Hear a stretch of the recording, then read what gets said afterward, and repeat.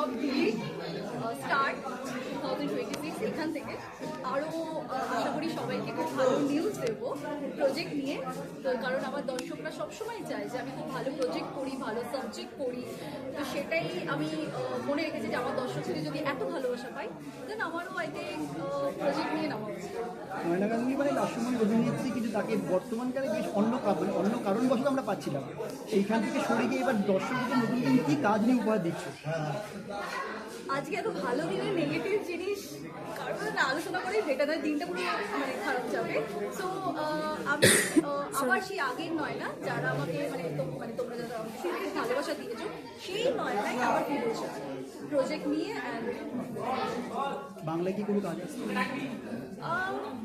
আমি যেহেতু আমার নেক্সট মুভি তেলুগু, তো সেখানে দাঁড়িয়ে বেঙ্গলিতে অফকোর্স আমি চরিত্রহীনের পরে যদি কোনো ভালো সাবজেক্ট পাই বা ভালো ক্যারেক্টার পাই আমি নিশ্চয়ই করবো, কারণ আমি বেঙ্গলি মুভি তো করবো।